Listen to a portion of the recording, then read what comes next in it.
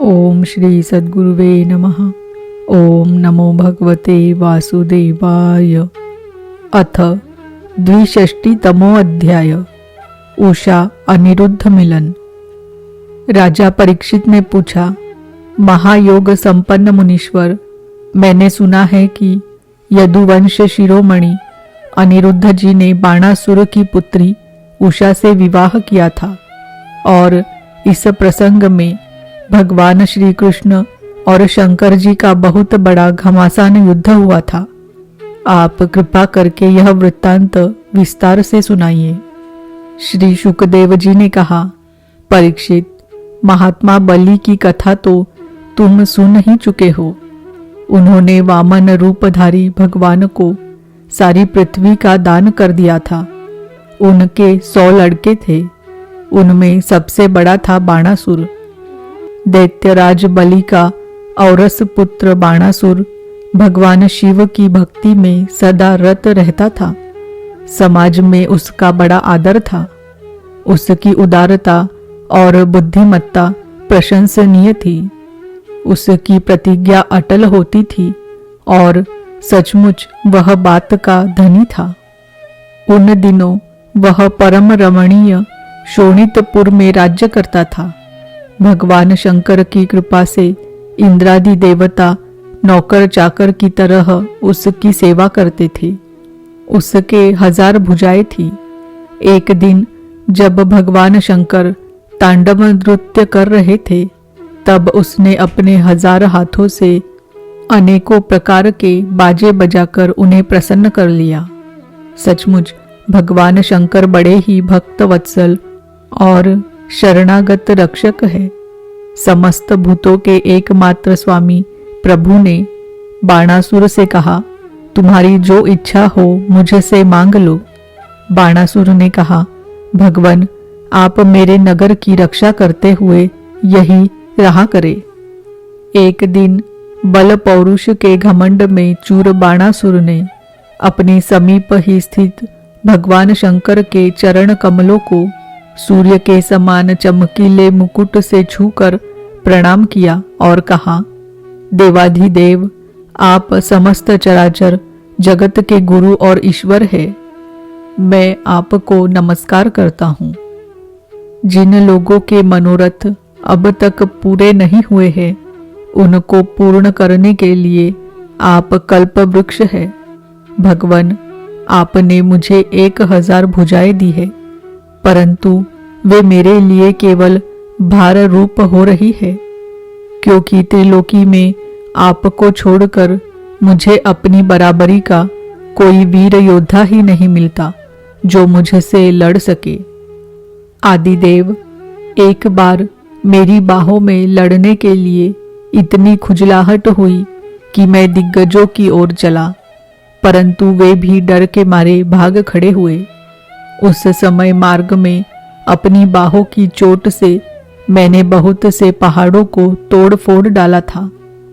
बाणासुर की यह प्रार्थना सुनकर भगवान शंकर ने तनिक क्रोध से कहा, रे मूढ़, जिस समय तेरी ध्वजा टूटकर गिर जाएगी, उस समय मेरे ही समान योद्धा से तेरा युद्ध होगा और वह युद्ध तेरा घमंड चूर चूर कर देगा।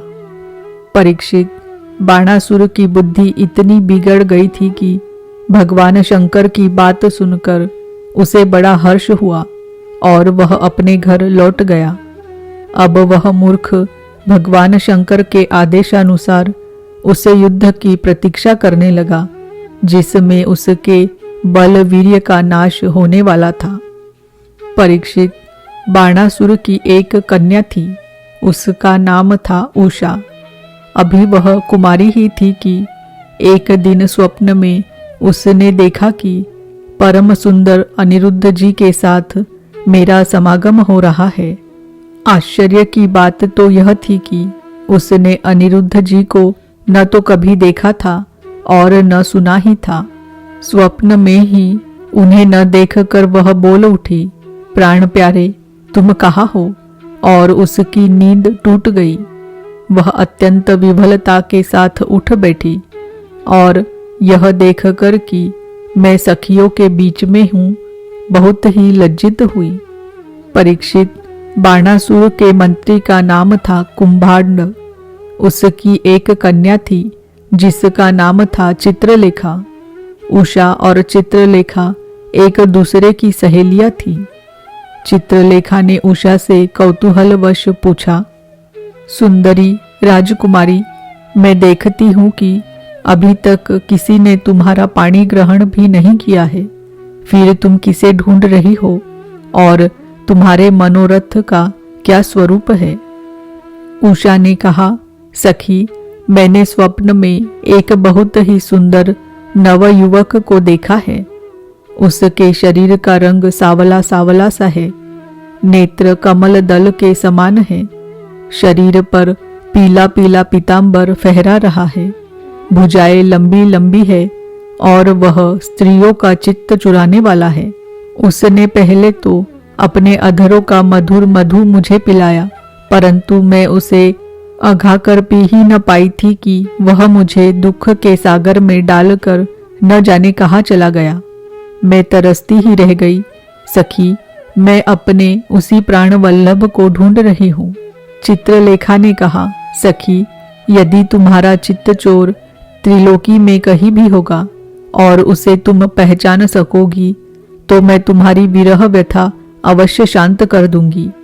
मैं चित्र बनाती हूँ, तुम अपने चित्त चोर प्राण वल्लभ को पहचान कर बतला दो, फिर वह चाहे कहीं भी होगा, मैं उसे तुम्हारे पास ले आऊंगी। यो कहकर चित्रलेखा ने बात की बात में बहुत से देवता, गंधर्व, सिद्ध, चारण, पन्नग, दैत्य, विद्याधर, यक्ष और मनुष्यों के चित्र बना दिए। मनुष्यों में उसने वृष्णिवंशी वसुदेव जी के पिता शूर, स्वयं वसुदेव जी, बलराम जी और भगवान श्री कृष्ण आदि के चित्र बनाए। प्रद्युम्न का चित्र देखते ही उषा लज्जित हो गई। परीक्षित, जब उसने अनिरुद्ध का चित्र देखा तब तो लज्जा के मारे उसका सिर नीचा हो गया। फिर मंद मंद मुस्कुराते हुए उसने कहा, मेरा वह प्राण वल्लभ यही है, यही है। परीक्षित, चित्रलेखा योगिनी थी। वह जान गई कि ये भगवान श्री कृष्ण के पौत्र है। अब वह आकाश मार्ग से रात्रि में ही भगवान श्री कृष्ण के द्वारा सुरक्षित द्वारकापुरी में पहुंची।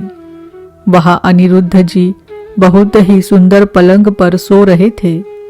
चित्रलेखा योग सिद्धि के प्रभाव से उन्हें उठाकर शोणितपुर ले आई और अपनी सखी उषा को उसके प्रियतम का दर्शन करा दिया।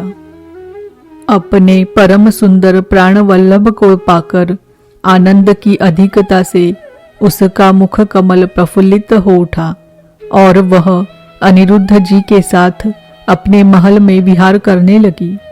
परीक्षित, उसका अंतपुर इतना सुरक्षित था कि उसकी ओर कोई पुरुष झांक तक नहीं सकता था। उषा का प्रेम दिन दुना रात चौगुना बढ़ता जा रहा था। वह बहुमूल्य वस्त्र, पुष्पों के हार, इत्र, फुलेल, धूप, दीप, आसन आदि सामग्रियों से, सुमधुर पेय, भोज्य और भक्ष्य पदार्थों से तथा मनोहर वाणी एवं सेवा शुश्रूषा से अनिरुद्ध जी का बड़ा सत्कार करती। उषा ने अपने प्रेम से उनके मन को अपने वश में कर लिया। अनिरुद्ध जी उस कन्या के अंतपुर में छिपे रहकर अपने आप को भूल गए। उन्हें इस बात का भी पता न चला कि मुझे यहाँ आए कितने दिन बीत गए। परीक्षित, यदु कुमार अनिरुद्ध जी के सहवास से उषा का कुंवारपन नष्ट हो चुका था। उसके शरीर पर ऐसे चिन्ह प्रकट हो गए जो स्पष्ट इस बात की सूचना दे रहे थे और जिन्हें किसी प्रकार छिपाया नहीं जा सकता था। उषा बहुत प्रसन्न भी रहने लगी। पहरेदारों ने समझ लिया कि इसका किसी न किसी पुरुष से संबंध अवश्य हो गया है। उन्होंने जाकर बाणासुर से निवेदन किया, राजन, हम लोग आपकी अविवाहिता राजकुमारी का जैसा रंग ढंग देख रहे हैं वह आपके कुल पर बट्टा लगाने वाला है।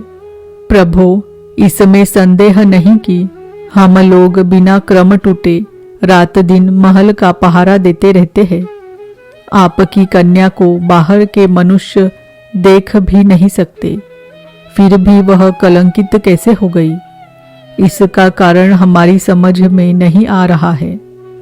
परीक्षित, पहरेदारों से यह समाचार जानकर कि कन्या का चरित्र दूषित हो गया है, बाणासुर के हृदय में बड़ी पीड़ा हुई। वह झटपट उषा के महल में जा धमका और देखा कि अनिरुद्ध जी वहां बैठे हुए हैं। प्रिय परीक्षित, अनिरुद्ध जी स्वयं कामावतार प्रद्युम्न जी के पुत्र थे। त्रिभुवन में उनके जैसा सुंदर और कोई न था। सावरा सलोना शरीर और उस पर पीतांबर फहराता हुआ, कमल दल के समान बड़ी बड़ी कोमल आंखें, लंबी लंबी भुजाएं, कपोलों पर घुंघराली अलके और कुंडलों की झिलमिलाती हुई ज्योति, होठों पर मंद मंद मुस्कान और प्रेम भरी चितवन से मुख की शोभा अनूठी हो रही थी। अनिरुद्ध जी उस समय अपनी सब ओर से सज धज कर बैठी हुई प्रियतमा उषा के साथ पासे खेल रहे थे। उनके गले में बसंती बेला के बहुत सुंदर पुष्पों का हार सुशोभित हो रहा था। उन्हें उषा के सामने ही बैठा देखकर बाणासुर विस्मित चकित हो गया।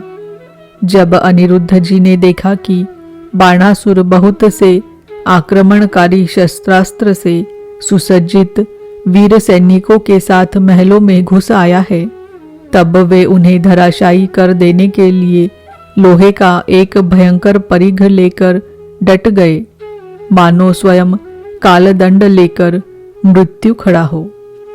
बाणासुर के साथ आए हुए सैनिक उनको पकड़ने के लिए जो जो उनकी ओर झपटते, त्यों त्यों वे उन्हें मार मार कर गिराते जाते, ठीक वैसे ही जैसे सुअरों के दल का नायक कुत्तों को मार डाले। अनिरुद्ध जी की चोट से उन सैनिकों के सिर, भुजा, जंघा आदि अंग टूट फूट गए और वे महलों से निकल भागे। जब बलि बाणासुर ने देखा कि यह तो मेरी सारी सेना का संहार कर रहा है, तब वह क्रोध से तिलमिला उठा और उसने नागपाश से उन्हें बांध लिया। उषा ने जब सुना कि उसके प्रियतम को बांध लिया गया है, तब वह अत्यंत शोक और विषाद से विभल हो गई। उसके नेत्रों से आंसू की धारा बहने लगी, वह रोने लगी। इति श्रीमद्भागवते महापुराणे पारमहंस्याम संहितायां दशम स्कंधे उत्तरार्धे निरुद्धबंधो नाम 62तमो अध्याय। ओम नमो भगवते वासुदेवाय। ओम नमो भगवते वासुदेवाय। ओम नमो भगवते वासुदेवाय।